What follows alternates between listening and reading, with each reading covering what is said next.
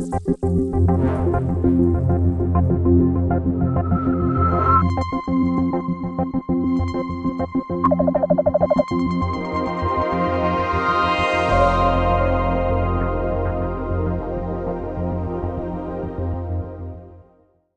afternoon. It's my pleasure to welcome Jim Benford to the SETI Institute as a part of our noon colloquium series. Dr. James Benford is president of Microwave Sciences, which is a contracting firm that deals with high-power microwave systems, all the way from conceptual design to hardware, effects testing and power beaming. Jim has been active in advanced research in private companies for 40 years, and he's very experienced in transitioning research into commercial products. In 1997, Jim was elected a fellow of the Institute of Electrical and Electronic Engineering for, and this was in his citation, for transferring high-power microwave sources and systems into custom commercial products. In recent years, his clients have included 25 private companies, including the aerospace primes, 10 government agencies, including NASA and the DoD, and 3 universities. His education includes a PhD in physics from the University of California at San Diego. He has written 135 scientific papers. He's written 6 books on topics in physics. You know, you can say someone has written the book on high-powered microwaves, but here's an example of really writing the book on high-power microwaves, now out in its 2nd edition. It's my pleasure to welcome Jim, and he'll be talking to us about SETI from a different perspective than we're used to it, which is the perspective of the transmitter. His talk today is a version of 2 papers that will soon be published in the journal Astrobiology, and also a preview of 2 talks that he'll be giving in late April at the Astrobiology Science Conference near Houston, Texas. So again, it's my pleasure to welcome Jim Benford. Jim has asked that you hold your questions until the end, but he'll keep his talk brief enough that we'll have plenty of time for Q&A at the end. So again, thank you, Jim. Thank you, Doug. Okay, well, Doug put it well that I'm going to talk about SETI from the point of view of people who would actually build a beacon and those who would pay for it. The reason for that was that I became interested in beacons quite a long time ago, but in the last few years, people have proposed messaging, and they seem to think their messages would be heard at great range, although they don't have much power. And I began to think about what a SETI beacon would really be like. And I looked at the literature, and I found that it was unconstrained in a mathematical sense. That is, there weren't enough constraints on the problem to be able to actually deduce what they might look like. I want to give credit to my co-workers, co-authors here, my brother Gregory at UC Irvine, and my son Dominic at the Observational Cosmology Lab at Goddard. 2 of our papers are coming out in June in Astrobiology, and there's a 3rd paper that's still in press. And I'm going to lightly touch upon the topics in those papers. They constitute 19,000 words and 20 figures, so you're going to see the top of the iceberg. So I will start with my conclusions, rather than turn this into a mystery story. I have established, my coworkers as well, have established ways to estimate power beaming system costs based on the rules of thumb we use here on Earth. And I deduce that beacon systems that are going to really be useful are going to be very large and costly, and that there are economies of scale that we should pay attention to. And there are scaling relations which indicate what we should look for, because I think that SETI searches in the past would not have seen most of what I would imagine we ourselves would build. And that's kind of a sanity check on what we're doing. Now, I'm going to suggest some changes to the search strategy, that is, different directions to go, and some of these have been suggested before. and a new test of SETI using these concepts, which is not observational in the sense of sitting and listening. It's not a passive method. It's not an active method. It makes use of observations that have already been made. Now, I wanted to point out, this is the Nature editorial of some years ago about whether or not we should message or not. And so I'm taking it from the point of view of if we built a beacon, what would it be like? And then whether we could see ourselves in that case. Okay, I'm going to go start with history because I'm a hardware guy and I'm going to show you hardware. What happened in microwaves was that microwave devices were driven by necessity at the beginning of World War II because of the need for a radar. And it really blossomed, first in the development of amplifiers and then in the development of, first in oscillators, then in amplifiers, and then in solid state devices, which are pretty ubiquitous in things like our cell phones. Along came plasma physics and produced intense beam technologies, beams with currents of 100,000 amperes, voltages of millions of volts. And these then were used in the field that is called high power microwaves to create modern high power versions of classical devices like the klystron and the magnetron, and new devices such as the gyrotron, the multi-wave Cherenkov generator, and the refraction generator, all of which do not have any prior embodiments because you have to be at very high currents or very high voltages for them to exist. So what happened was the conventional devices basically saturated in terms of their quality factor, I'll describe in a moment, around 1960 or so, about the time that SETI came around 50 years ago. Then the relativistic devices started in the 1970s and have increased the effectiveness of these devices by about 4 orders of magnitude, so that you can now get devices which are, the peak powers are measured not in megawatts, but in gigawatts. The quality factor here is peak power, times the square of the frequency in gigahertz. And that is, you can think of it as a measure of what power density you can produce in the far field with a fixed sized aperture. PF squared measures that because the gain varies as F squared. Here's an example. The gyrotrons for high average power are reaching toward a 10 megawatt capability. They're used primarily for fusion heating, but there are other applications. And they have become a very practical product. This is my friend Howard Jory, and that device is only a few miles to the north of us in Palo Alto, and they're continuous. But there are also pulse devices driven by electrical sources such as these three varieties. And the one on the right is Russian. These two were built right here in the Bay Area by my group. And they basically have very large quantities, 750,000 volts, 10 kiloamps, fired 100 times, 250 times a second with a 100 nanosecond pulse. The pulses tend to be short, although they're getting longer because the physics problems of causing shortness have been solved. So here, for example, is a device I was the program manager for, and we built for the British, and it remains the highest power system that anyone has made, 500 million watts, which you can fire at 100 shots a second, and has a variable pulse duration. And notice that there is a variable frequency. It's tunable across a really large range. These high power devices can be made more tunable than any of the conventional devices. Now, the other side of the beacon is always going to be not the microwave power source, but the antenna that radiates it. And we tend to think in terms of dishes such as this large 70-foot dish, 70-meter dish in Goldstone down in the Mojave Desert. And there are 3 such dishes around the world in the Deep Space Network. Now, in the devices I'm going to describe, in the systems I will describe, they will be arranged into dishes, or some other radiating aperture will be arranged into phased array.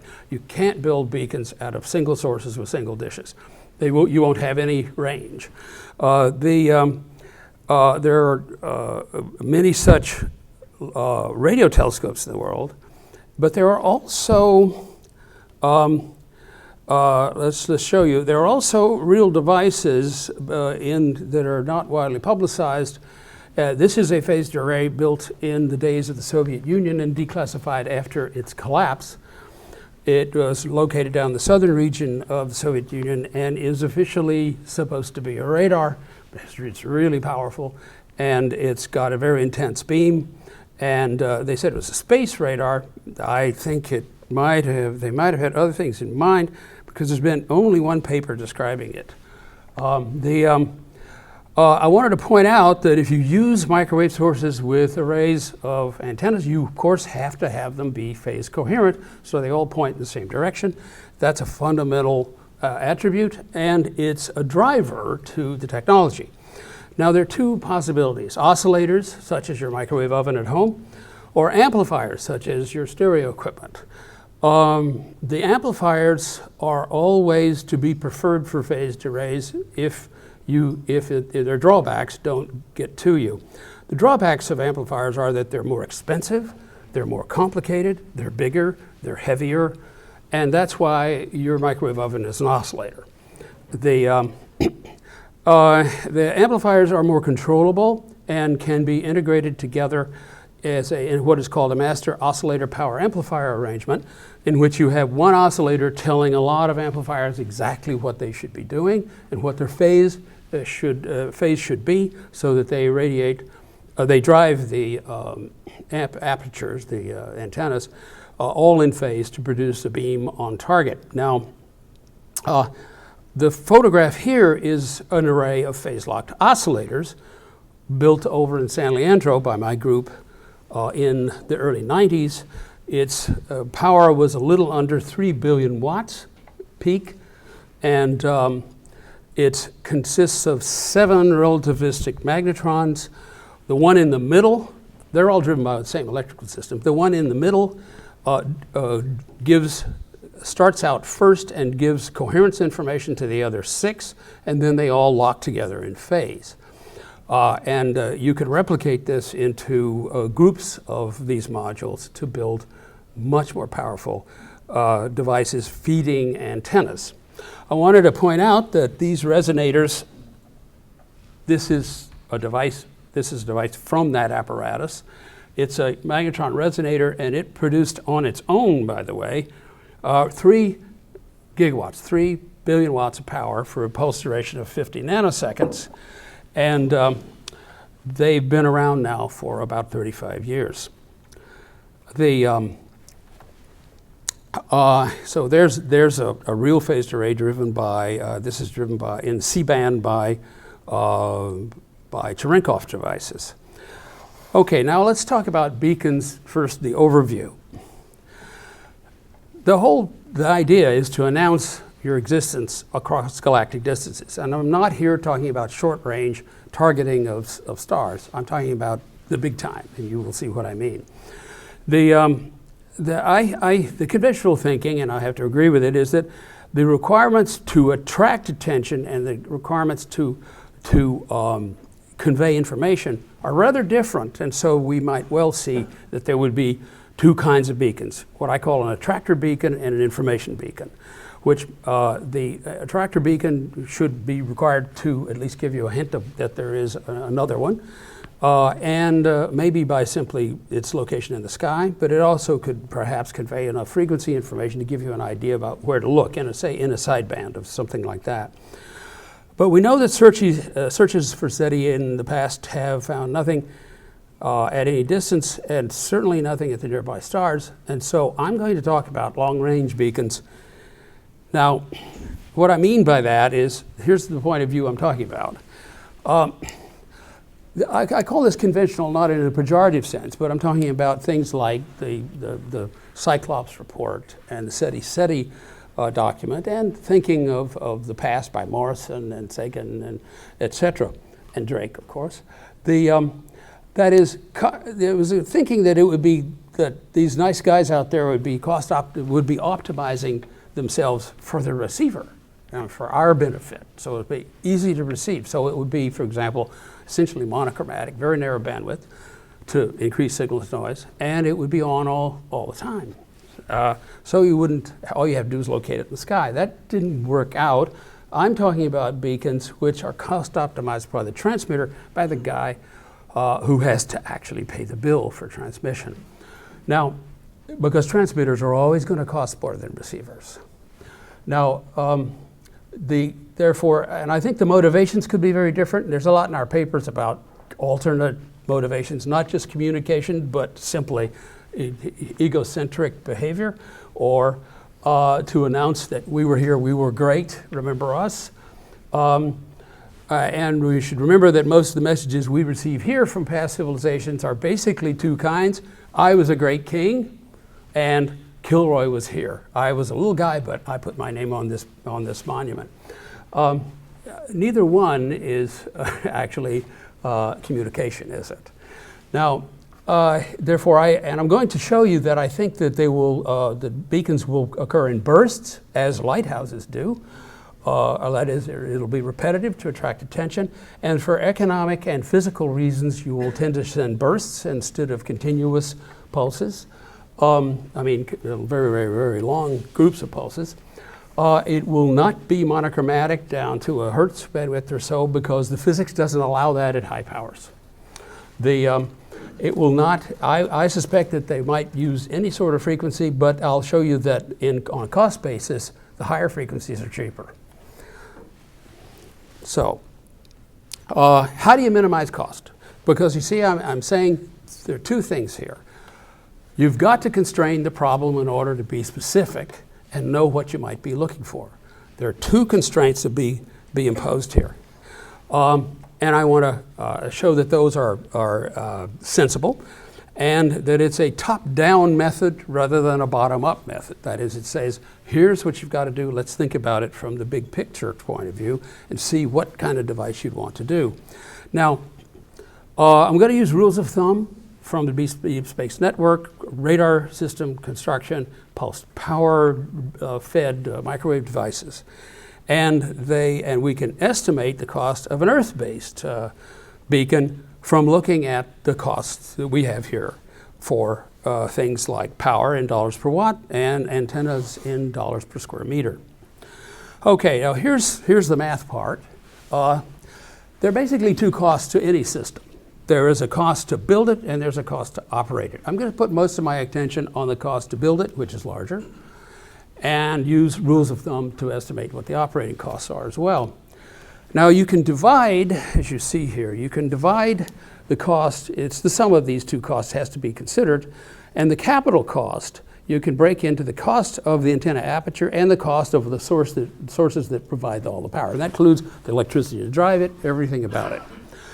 And I'm going to show you models in which the cost of the antenna is given as a constant, dollars per square meter, times the area, square meters, and that the power is also linear in, cost is linear in power, and that the total capital cost is the sum of these two costs. Now, you can also posit nonlinear models where the cost depends on area to a power or the microwave power to an exponent. And that analysis occurs in the papers, and you will see some traces of it in this talk, but let's just look at the linear case first, because I think the linear case is actually more likely in large systems. For small systems, it becomes nonlinear because you have some fixed costs you have to deal with, various other reasons, but the papers considered the full nonlinear case as well. Now, here's how you do it. The key specification you want to make is, on the left, that you produce a given so-called EIRP, effective radiated power, effective isotropic radiated power. That's so many watts coming out of an aperture, and the gain of the antenna array. The product of those two is called EIRP, and the power density in the far field, the watts per square meter that somebody will receive, it will depend upon that number, W, divided by 4 pi r squared, the area of a sphere of radius r.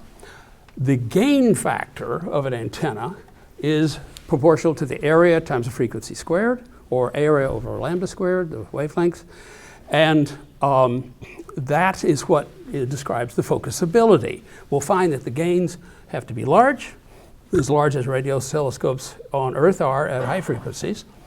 And here's how you do it mathematically. Just write the cost this way. Substitute over here for the constraint that the power density is fixed by some number, and insert it over here, insert the area over here using the gain equation.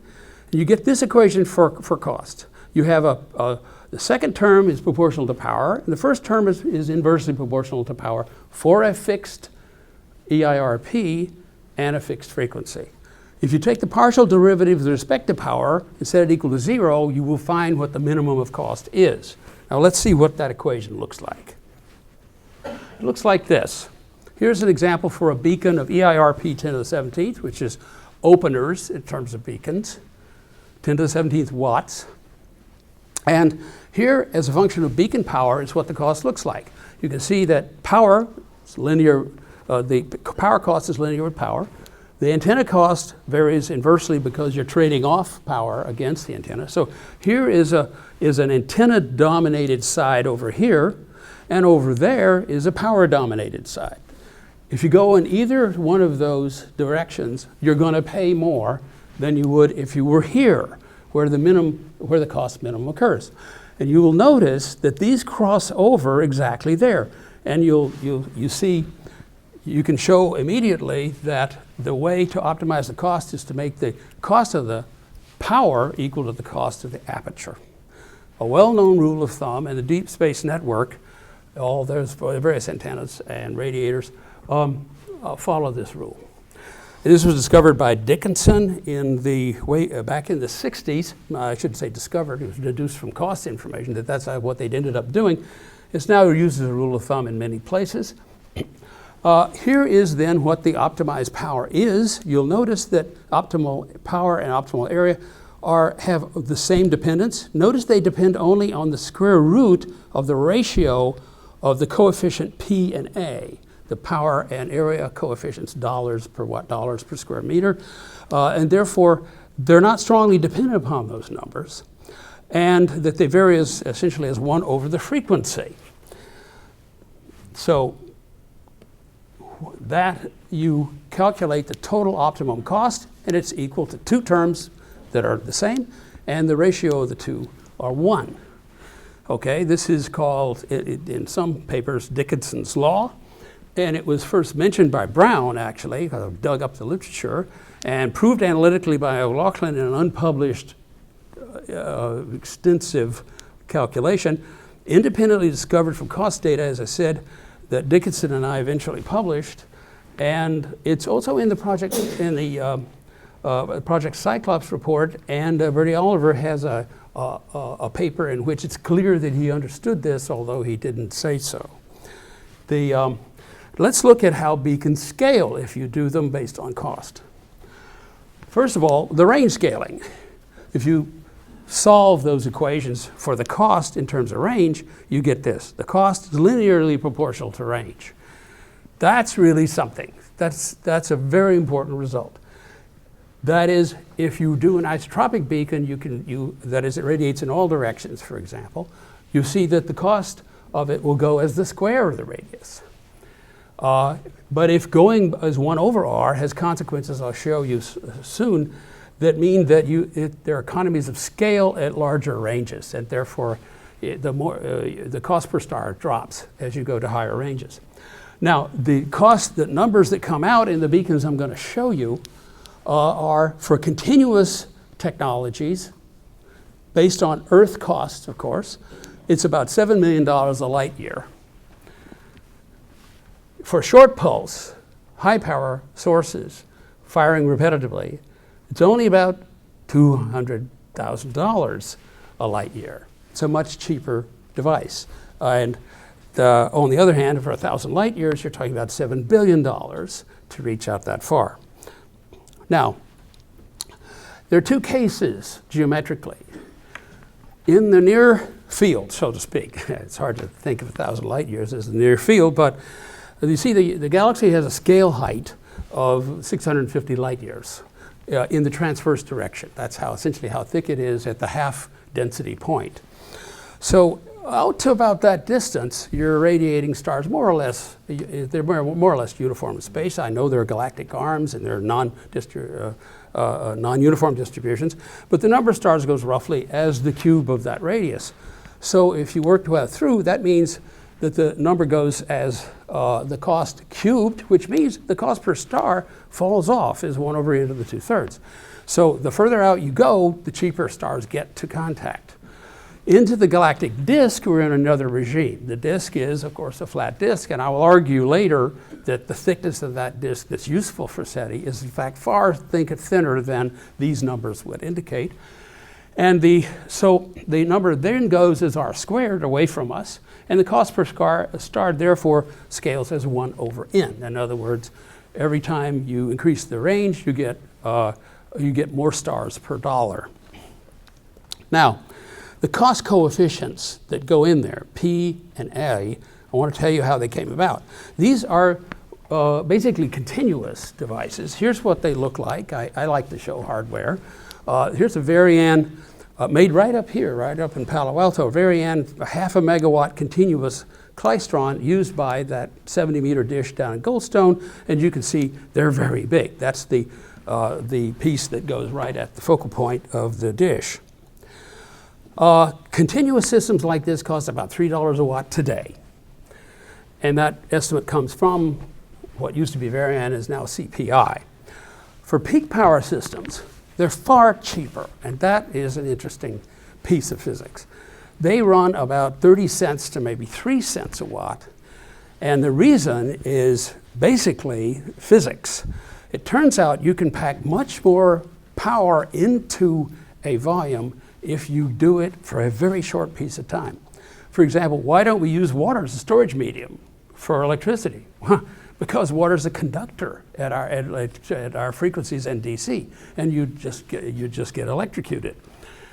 But water is not a conductor and short pulses. Very fast pulses, water is an insulator. Why would you use water? Because the energy you could store is epsilon, permittivity, times E squared.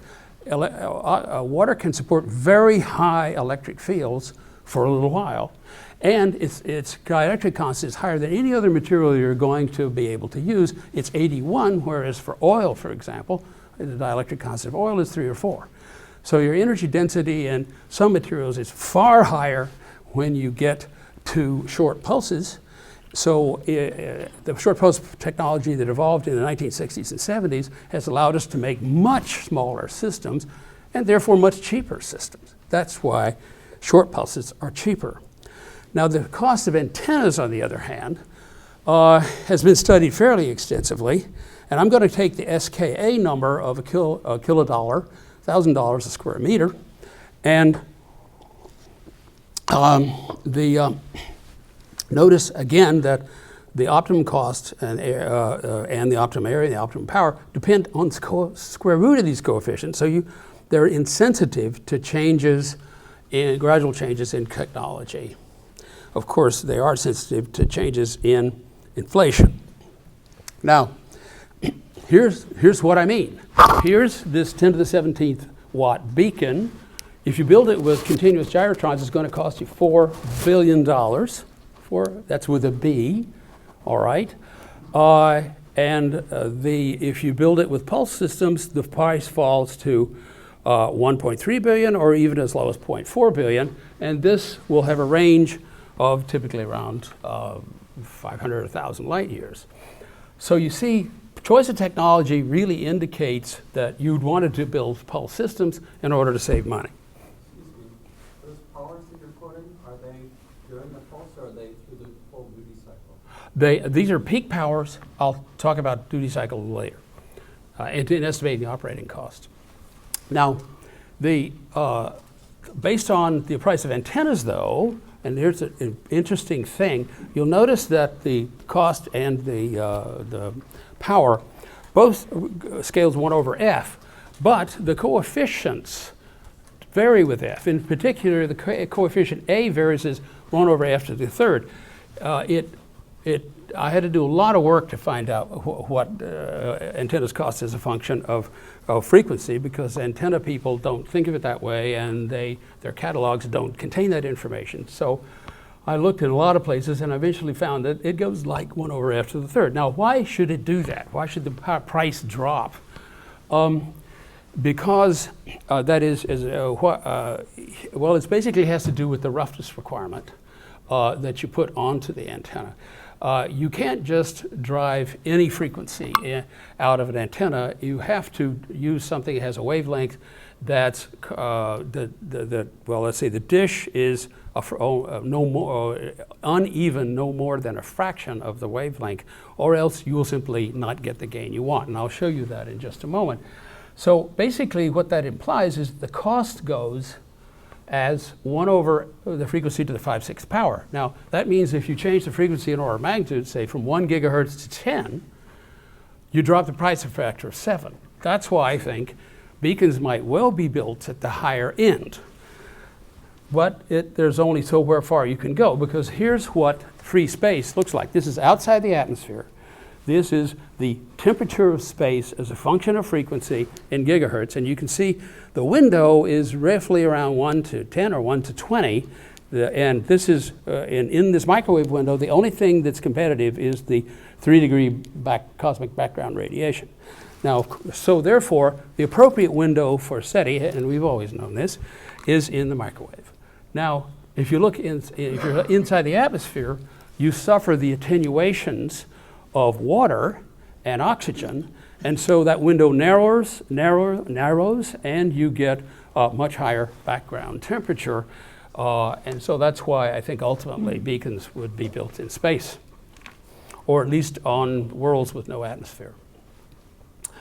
Okay, now let's look through some examples of such beacons. Cost optimization drives these properties, and I have mentioned them, so I will just not repeat. Here is a table of 3 kinds of beacons chosen in order to pick off 10 to the 18th, 19th, and 20th watts. Here's a long pulse galactic range, 6,000 light years, a short pulse medium range, 1,000 light years, and a short pulse galactic range, 11,000 light years. 11,000 light years is 40% of the way to the center of the galaxy. You'll notice the key features here are that the peak powers are up in the gigawatt level.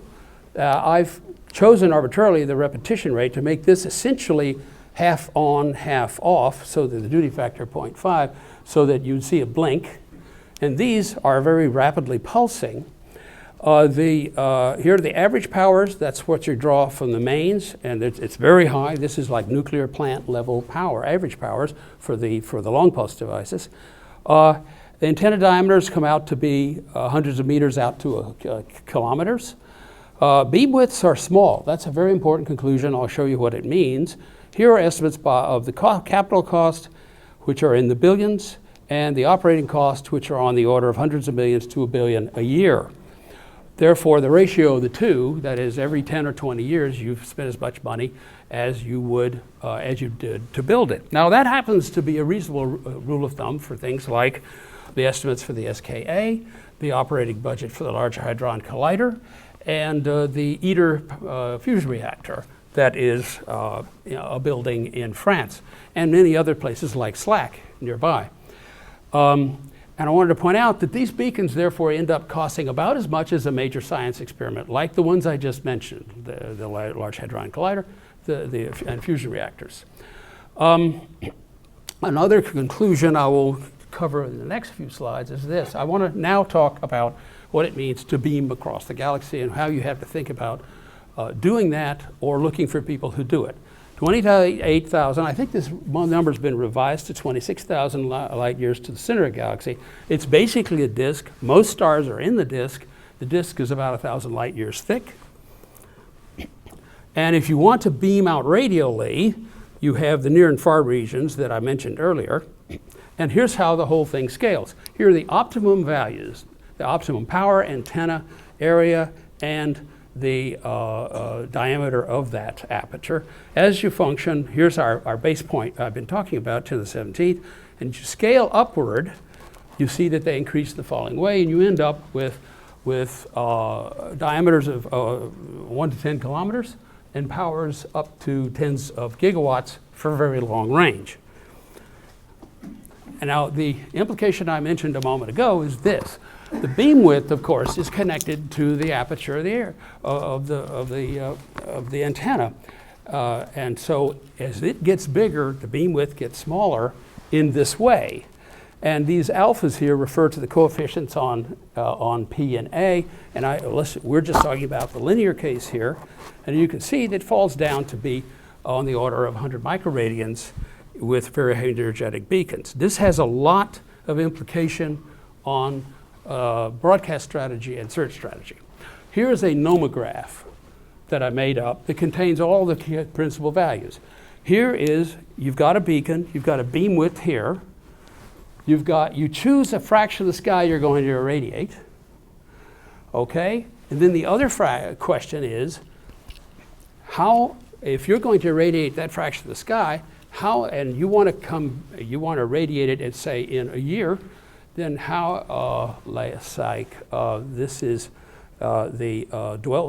a year out here, then you've now fixed how often somebody within the beam will see you. And it turns out to be you won't see them very often unless they're looking at a very small area. But if they're really scanning the galaxy, you're not going to see them. You're going to observe them as a transient, not as a continuous device, because an isotropic beacon costs enormously more than these, and these are expensive enough already. So what search strategy follows? Here is a summary of what I'm going to say.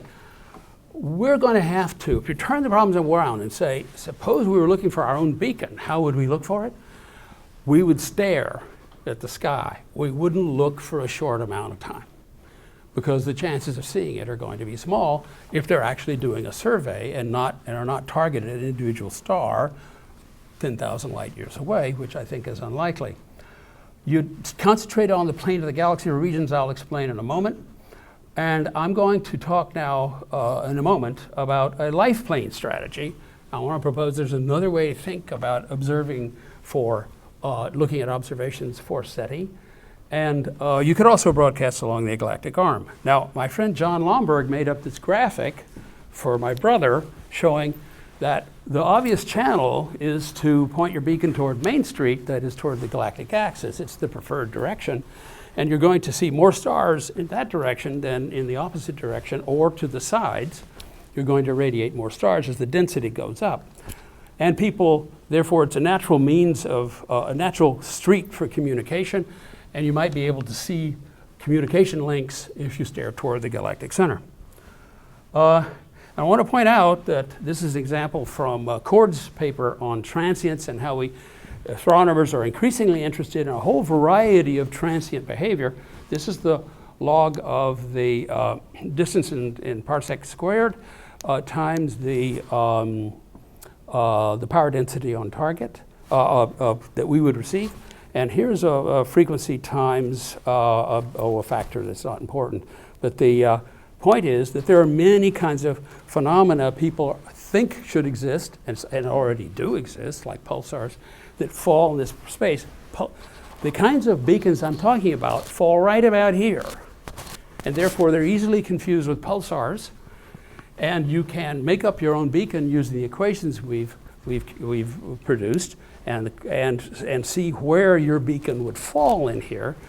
And therefore, the people who are starting to look at transients in astronomy will be able to see these kinds of beacons in future if they have a fairly fast time response and don't integrate away the whole result. If you integrate for minutes, you will destroy any pulsed data by integrating it out.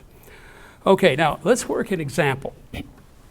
What if you saw this as Neva and co-workers did 2 years ago? Okay, here's as a function of time and amplitude. This is about 0.2 Janskis, and there are two previous pulses here. They are 0.4 of a second apart, And this is the undispersed signal. When you unwind the dispersion, you find that it's a long way off toward this galactic center. And they found this in the data, and they went back and they revisited for 48 minutes. That is, they went back using their two-minute intervals that they were working in, and they went back 24 times and they never saw it again. Now, what if it were one of these beacons? Let's just use these equations and analyze it. Well, from the dispersion measure, you can say it's 24,000 light years away. It's almost as far as the galactic center.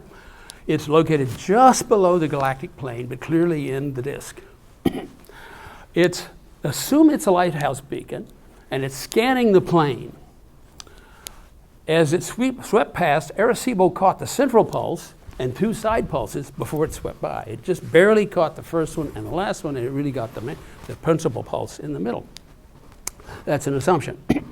And we'll assume that it covered their whole bandwidth, although they didn't say that in the paper. So the beam crosses by in 0.8 of a second, and so it's going around. It's moving past it. From the center of the galaxy, it would look like, well, you can calculate, it's 1.25 millaradians a second. To calculate from our beacon model what the beacon is like, you have to assume one more thing. What is the diameter of the transmitter? Suppose it's 1 kilometer, then you're going to have to radiate, remember this is as far away as it gets in the galaxy, it's the center, 1900 terawatts. And that means it's a really powerful one at 10 to the 23rd watts. Its beam is 5 times 10 to the minus 4 radians wide. If it goes around the circumference like this, like a lighthouse, and then having painted a band around the galaxy, it then shifts upward slightly in angle and paints another band and another band, how long would it take to paint the whole galactic disk? Well, it turns out 150 hours. So you'd see it again 150 hours later, but they looked for only 48 minutes. No wonder they didn't see it if it were a beacon, for example. So this kind of analysis can help you think about what you're seeing and teach you, I think, that you ought to be looking for longer intervals if you wanted to see transient sources. If you choose another example, a 100-meter diameter, which is really an unphysical choice, then you can find out that it will be back in only 15 hours. Still, they watched for only a few % of that time. The other thing you can deduce is where it is on the Kardashev scale, and this one would be 0.93, whereas Earth is 0.73. So on a log scale, that's a lot of difference. At the growth rate that power is being generated is growing on Earth, it would be AD 4000. That kind of power is will be radiated if things go linearly in time, as I suspect they will not. Now, I wanted to mention that people frequently ask, what's a cost-optimized beacon? How much cheaper is it than an isotropic beacon? It's really cheaper, okay? You can deduce immediately that the ratio of the cost is the ratio of the gains. An isotropic beacon has a gain of 4 pi. That is, it's just the ratio of the angular spaces, right? You have here's your cost-optimized beacon. This is all of space, so it's typically 10 to the 7th to 10 to the 9th gain of the ratio, and therefore the cost ratio is truly astronomical. In other words, astronomical scale beacons cannot be, I think, isotropic because they would be far too expensive. Here, for example, is a graph of gain versus wavelength for Earth's antennas, and you can see that the radio astronomy antennas tend to be down in the microwave region, tend to be 40, 50, 60 10 to the dB, that is 10 to the 4th to 10 to the 6th, although at higher frequencies they get up as high as 10 to the 9th and 10 to the 10th. Now, I want to point out that there have been transients observed all the time in SETI observations. Here's the rather famous and well-known paper by Horowitz and Sagan, a graph of their most powerful observations, which were transient, were not repeated, and they never found out what they were. Graphed on the galactic sky, this is the plane of the galaxy, and they found a lot of them lie in the plane of the galaxy.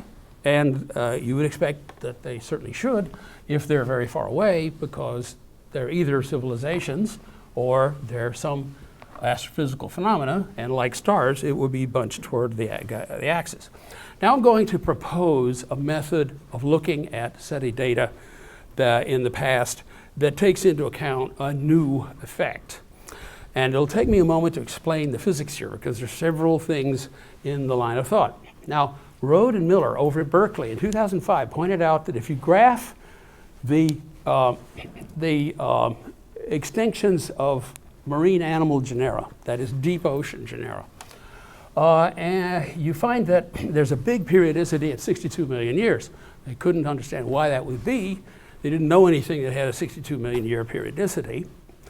But two fellows from Kansas State pointed out that there is a periodicity in the galaxy, and that's the periodicity, and they also knew, of course, when these years were, periodicity of the Earth oscillating in the plane of the galaxy, north and south, going around in 250 million years, but oscillating over a period of 62 billion years. So and because they know the timing of these extinctions, Rode and Miller do, you can say it's when the Earth is at the peak on the northern side of the galaxy.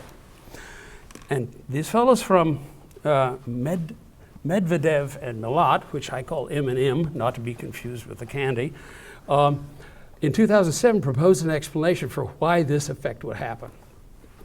And here's the mechanism. We know that the galaxy is plunging through intergalactic space at 200 kilometers a second toward Virgo. It's encountering the intergalactic medium at that speed, and it has both a halo, a termination shock, and a bow shock out ahead of it. And then in that shock, there are in that shock wave, cosmic rays can be generated. And you can calculate the rates because we understand magnetospheres fairly well now. And these are really energetic cosmic rays. And they then would bombard the north side of the galaxy, but be attenuated in the galactic medium. So you'd only experience them when you were going north. And the immediate critique of this was, of course, well, we don't go very far north. We go 230 light years out. It's 1,000 light years thick. We don't go out into empty space. But what these fellows showed was that there is a mechanism for these cosmic rays to get much further in than you would think. And it has to do with nonlinear diffusion due to alphane waves in the magnetosphere, big amplitude variations, which pump cosmic rays into further into the galaxy on the north side only, and therefore enhance the flux on at Earth by factors of 5 as we go through this cycle. And that fluctuation in energetic cosmic ray bombardment, these cosmic rays produce muons when they collide with our atmosphere. Muons penetrate right through the atmosphere and right through the ocean, as most other things that come in do not pass through water, like neutrons, for example. So they cause radiation damage to things not only on the land, but deep in the sea. Therefore, they explain this 62 million year cycle. Great. What's it got to do with SETI? Here's what it's got to do. And here's some information I can come back to, but it shows you the cycles and how they match up. It means the beacons will cluster in the plane, because if your civilization with, let's put it this way. If your planet that has attached to a star that fluctuates rapidly, did I drop it? It goes far from the axis of the galaxy, you're going to get wiped out. In other words, civilizations will be clustered close to the plane and won't be at high elevations. But of course, the stars have their own distribution. What I'm saying is they propose that life on Earth got really afflicted when we have an excursion that's only 230 light years, and it's 650 light years out to where the density drops a factor 2. So most civilizations will reside, at least this is my idea, not theirs, they're not responsible. Most civilizations will reside in a narrow band around the axis of the galactic plane. Now, that means that if we saw beacons from these people as transients, then the transients would be located close to the plane. And we've seen hundreds of transients, both the SETI Online database, the Horowitz and Sagan, the Sullivan's results. There are a lot of transients that people haven't seen again, but we know where they are. So here's what you could do. Identify the coordinates of these unexplained transient events relative to the plane. Compare that to the distributions of stars in the plane. See if they differ. If they do, and the transients are clustered closer to the plane, then they're less likely to be an astrophysical phenomena more than a product of advanced civilizations. So it's circumstantial evidence for cost-optimized transient beacons. And therefore, this is a new test for evidence of SETI that I'm proposing. If anybody would like to look into this, contact me. And I think, therefore, the SETI searches for transients should concentrate there because we have circumstantial evidence that that's where civilizations are. Okay, that's the talk, and I'd be happy to take your questions. Thank you very much. We put these talks on our website, so I would ask you to introduce yourself, and I'll bring the microphone. So wait until you get the microphone to ask your question. Hi, I'm Jerry Harp from the SETI Institute. My question is, you've been looking at these very powerful transmitter devices, whereas a cell phone can produce, a watt, pennies per watt. I'm not sure what the quite right number is. You could imagine using very, very small devices and a very large number of them to do the same thing, and I wondered how you included that in your study. Good question. I take the question to mean, what about using commercially developed solid-state microwave transmitters? Well, it would take a few billions of them, but there are a few billions in the world, and we know how to manufacture them.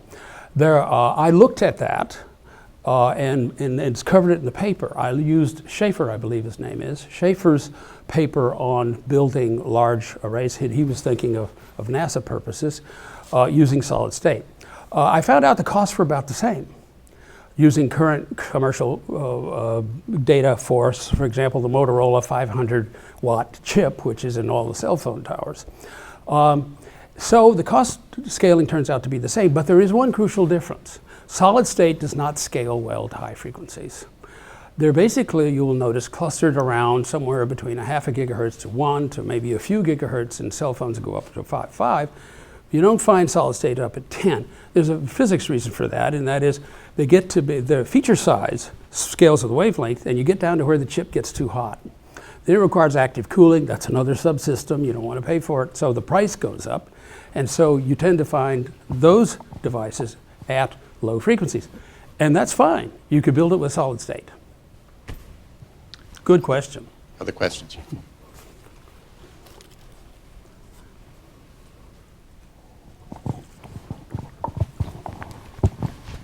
Ross Belkov, NASA Ames.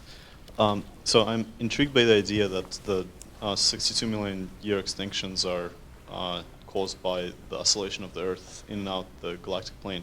But if that were the case, wouldn't only one part of the Earth be affected, or affected more, the one that happens to be facing the bowl shock? There's, you have to take into account the precession of the axis and the rotation of the Earth, but I would imagine there would still be some areas of the Earth that are kind of more frequently facing the bowl shock and therefore should be affected more. Is there evidence? I see your point. Your point is, wouldn't there be some areas that would be irradiated preferentially, even Yes. though this radiation would proceed over a period of, say, a million years?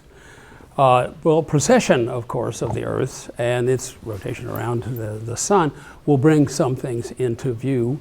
But there may be a difference in geography, and these fellows haven't looked at that. Okay, another question back here. I see a couple more up here. Jill. Hi, Jill Tarter, the SETI Institute. Hi. Hello.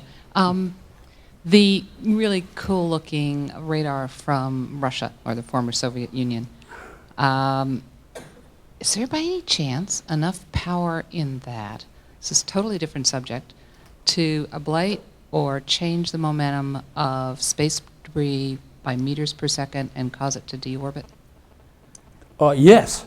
Okay, The 'cause question is, could you make so we don't could you have make to an orbit- build a deorbiting system, Could you one make already an orbit, exists. orbit clearing, deorbiting garbage truck out of one of these radiators from Earth? Yes, you could. In fact, you can go further and say, how about a laser, which would actually blow off part of a particle and really give it an impulse and use not just photon pressure but energy, which is much more efficient. And there have been some serious programs to look at that and design systems for it. Right, The- but those are running into objections that now you're building a space weapon. I was intrigued by the fact that something may already exist, and we could get around those. Yes, Ab I initio didn't show you arguments. some of the others, which you've never seen before either. They are, in effect, weapons.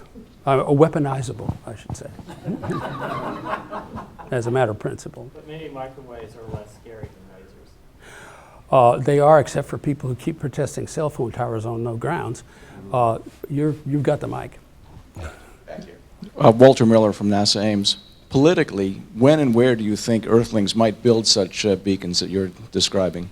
Well, given the fact that there are some people on the planet who think that cost doesn't matter, but they're only in Washington and Sacramento right now, the basic thing is these are expensive and we're in tough times, so I wouldn't expect anything very soon.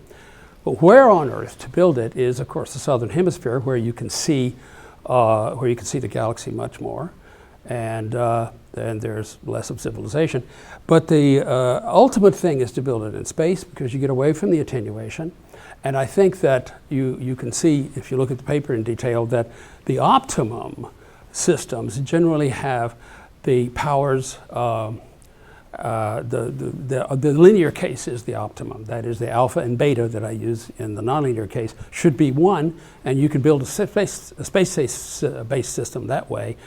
But on Earth, because of weather and wind and a lot of support and gravity, more or less, you tend to go into a nonlinear regime and it gets more expensive. So it'd be cheaper in space. In fact, I think the ideal way to, in the 22nd century, to put up a beacon is to put it on the other side of the moon so we don't see it, and make it so that one side of, say, a square meter absorbs photons from the sun, converts them into microwaves, and radiates out of the other side. So then the power you produce is proportional to the area, and the power you radiate. And the antenna you radiate from is proportional to the same area, therefore it's an inherently linear device. So I think in space in the long term is the short answer. Next two questions from Gerald Nordley and then Frank Drake. Oh, I had my hand up earlier and forgot it. Well, let me have another one. Gerald Nordley, yes, and that was the 148-day period you were talking about for the beacon. Was that? Do I remember that correctly? It was 150, wasn't it? 150. Yeah, It would come back in 150 days. Yeah. 150 days. Okay. If it were radiating the entire galactic plane. Yeah, this is more or less the same is an orbital period of around a planet in the habitable zone around a K-type star or something like that. And one can imagine that if you have a tide lock world or something like that, you simply put this on the night side of your planet. Or if you have a particular moon, the period would seem to be commensurable for scanning. Or maybe at the L4 point or something with the planet-star orbit. Thanks for the comment, Jerry. I hadn't thought of that. But of course, you're right that in habitable zones, planets have periods on the order of our year, and that's not a coincidence. And this particular case looks like 150 days would be a complete survey of the galaxy. I do not mean to say that beacons must survey everything. They can look at just a small part of it if it thinks that's more interesting. But you're right. Putting it on a planet, especially one without any atmosphere, like, for example, Mars or Mercury, would be a natural way to locate a beacon far from civilization. Frank Drake, in your optimization equation, you needed to assume a collecting area for the receiver, and I noticed you choose a collecting area equal to the transmitting area. Yes. But of course, you have no control over what the receiving area is. So you can carry this farther. So you really have to optimize blindly. But you can carry it farther by saying that the extraterrestrials are aware of this too, and you can optimize the combination of receiver and transmitter to minimize the cost. You just add the cost of the receiving systems and see what comes out. And that was something Barney Oliver did years and years ago. And of course, the result is that you should put most of your resources into the receiving end and not the transmitting end, because the transmitting end is more costly. But I don't know, have you thought about that, making that step? Well, thanks for the question, Frank, and you're right, Bernie Oliver did look at that, and there's been a small mentions of in the literature the question of how do you optimize both ends. Of course, the question immediately arises, how do both ends know each other? And they don't in this case. That happens to be the subject of our next paper. That's what we're working on now, and it turns out to have several cases, and it's actually applicable to things like power beaming in the region around the Earth, where of course we do know what the costs are. And so stay tuned, and we'll get back to you on that. Okay. And a final question up here? Oh, I'm not going to be the final one. Okay, final question? Jerry Harper again. Thanks. One thing that I noticed, why I asked you earlier about are those total power plots or peak power plots that you were showing, is that you're making the assumption that whoever's receiving the signal is receiving it on a short enough time scale in their receiver to see the peaks in the power. Otherwise, it gets averaged down over a time period that is whatever integration time they're using. And so I was going to first of all object to that and say, people, are not going to have, picosecond receivers working. We certainly don't have those working in the sky traditionally. But then I thought about it some more, and I said, okay, well, what if they did? What if they can receive as fast as you can transmit? And so what is the physical limit then, and how short of a pulse that you could provide? Because presumably the shorter the pulse, the more the peak power. So where's the physical limit that keeps you from going to 10 to the minus 22nd pulses or something like that? I'll answer that in several ways, because you've made, again, this is a really good question. Let me say that if you look in the paper, which is available online in archive, but all of them, you will see that we take into account the integration time when we're calculating, and these beacons are designed on the basis of a fixed signal-to-noise ratio in the far field, so that integration time is taken account of here. So when we say short pulses, we mean we take care of that integration question in the calculation. Now, if people are going to look for transient objects such as the rats and other things that are in that diagram, which a lot of people like Lazio and co-workers are urging on the radio astronomy community, and they're making the SKA, they'd like to see that be much more sensitive to much shorter timescales. So I think if you're going to look for transients, you could see these beacons is the point.